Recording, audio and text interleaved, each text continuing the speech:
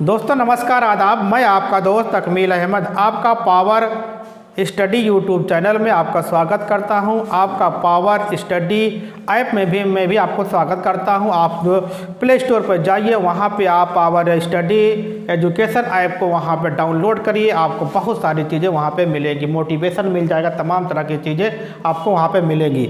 हम बात करने चल रहे, हमने पहले भाग में रखी रसायन विज्ञान के या विज्ञान के पहले भाग में हमने बात किया था कि धनायन के बारे में बात किया था, ऋणायन के बारे में बात किया था, किस तरीके से हम लिखते हैं, कंपाउंड का नाम लिखते हैं। आज हम बात करने चल रहे हैं हाई स्कूल का ये पहला टॉपिक है, पहला चैप्टर है। यहाँ से आपका 3 नंबर आज का जो आपका जो लेक्चर होने वाला है, यहाँ से आपको 3 नंबर का कहीं ना कहीं मिलने की उम्मीद है, इसलिए बहुत अच्छे से आपको पढ़ना है।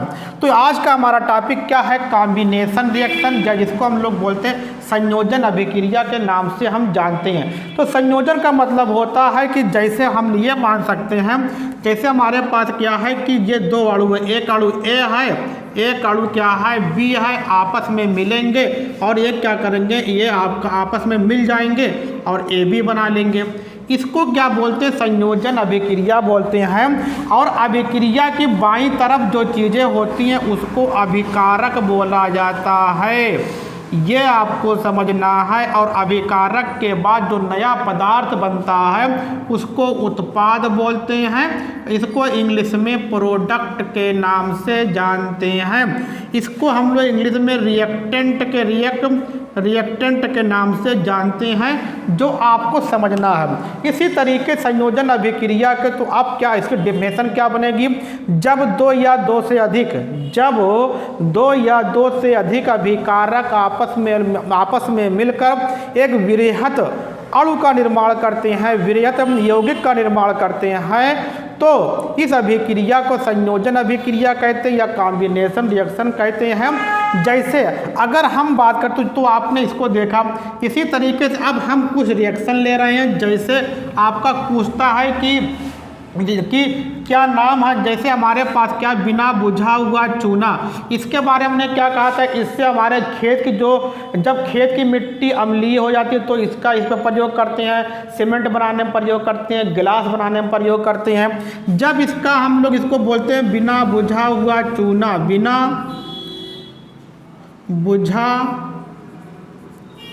हुआ चूना, इसका प्रयोग हम लोग जब इससे करते किस में मिलाते हैं तो या वाटर में, तो क्या बन जाता है? हाइड्रोक्साइड आयन बन जाता है। अब ये हाइड्रोक्साइड आयन बन गई, ये हाइड्रोक्साइड बन गया, कैल्शियम हाइड्रोक्साइड बना। इसको बोलते हैं बुझा हुआ चूना, बुझा हुआ चूना, ये आपको अच्छे से समझना है। तो देख रहे हैं कि यहाँ पे क्या था, एक अणु ए था और बाद में एक बड़े अणु का निर्माण हो गया। तो ये भी रिएक्शन क्या, इस रिएक्शन को भी हम लोग संयोजन अभिक्रिया के अंतर्गत ही रखते हैं। इसी तरीके से अगर हम लोग बात करते हैं कि नाइट्रोजन के बारे में बात करें और किसके बारे में, हाइड्रोजन के बारे में बात करें तो बन जाता है अमोनिया, यानी H3 बन जाता है। यहाँ पे आप क्या लगा दोगे? 2 लगा दोगे और यहाँ पे आपका क्या लग जाएगा? यहाँ पे कि ये 3 हो गया। तो देख रहे हैं कि नाइट्रोजन हाइड्रोजन के मिलने से क्या बन जा रही है? अमोनिया गैस बन जाती है, जो हानिकारक गैस होती है। जहाँ पे आप पेशाब करते हो वहाँ पे अमोनिया की गंध मिलती है। तो ये सब क्या हम इस रिएक्शन को भी हम लोग क्या कहते हैं? इस रिएक्शन को भी हम लोग संयोजन अभिक्रिया के अंतर्गत रखते हैं या कॉम्बिनेशन रिएक्शन के अंतर्गत रखते हैं।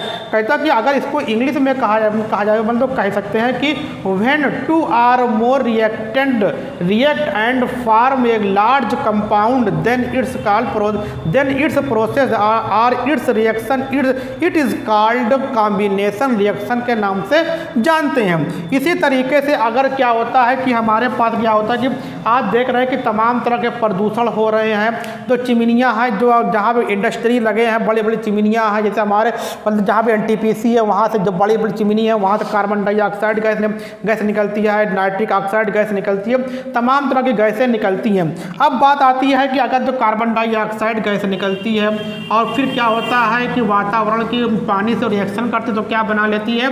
H2CO3, इसको बोलते हैं कार्बोनिक एसिड बना लेती है, कार्बोनिक कार्बोनिक अम्ल बन जाता है, ये आपके लिए देख रहे हैं। तो आपने क्या देखा कि ये भी क्या एक प्रकार की क्या है, कहीं ना कहीं सभी रिएक्शन कॉम्बिनेशन के रिएक्शन है। इसी तरीके से आपका कि तो आप इसको नोट कर लीजिएगा, अगर चाहते स्क्रीनशॉट लेना तो स्क्रीनशॉट ले लीजिए।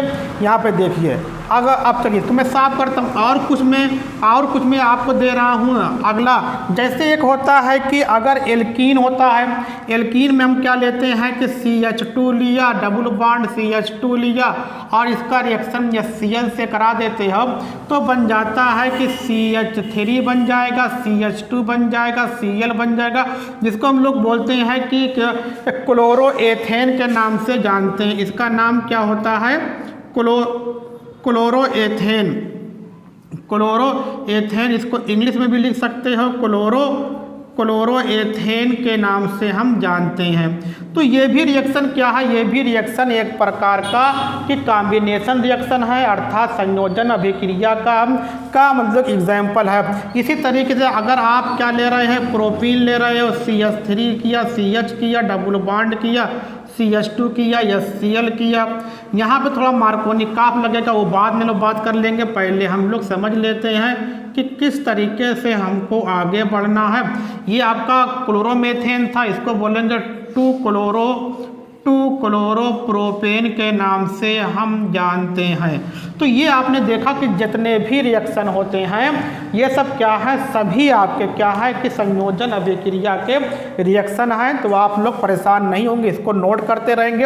एक रिएक्शन और बहुत इंपॉर्टेंट होता है जो आप अक्सर मैग्नीशियम नाइट्राइड, तो मैग्नीशियम नाइट्राइड में Mg होता है और फिर क्या होता है, N3 होता है, ये बन जाता है Mg3N2 बन जाता है। तो यहाँ पे क्या हो जाएगा कि 2, यहाँ पे हमारा क्या हो जाएगा कि 3 है, जो 3 यहाँ कर दोगे तो 3 ये हो गया, ये आपका क्या हो गया कि 3 इस तरीके से हम फिर से लिख देते हैं। देखिए इसमें होता क्या है कि मैग्नीशियम किया, मैग्नीशियम के बाद इसका रिएक्शन किससे करा देते हो, आपका N2 से कराया रिएक्शन, तो बन जाते हैं मैग्नीशियम ट्राई और आपका ये 2 बना। तो यहाँ पे देखना है कि यहाँ पे क्या कि यहाँ पे तो 3 कर दोगे, आपका क्या होगा, इसको बोलते हैं मैग्नीशियम नाइट्राइड, क्योंकि यहाँ पे ये जो नियन था, यहाँ ये आपका जो हमने आपको एक बताया था ना -3 वाला, ये वाला इस रूप में गया, इसको बोलते हैं मैग्नीशियम नाइट्राइड के नाम से जानते हैं। तो ये आपने देखा कि मैग्नीशियम नाइट्राइड है।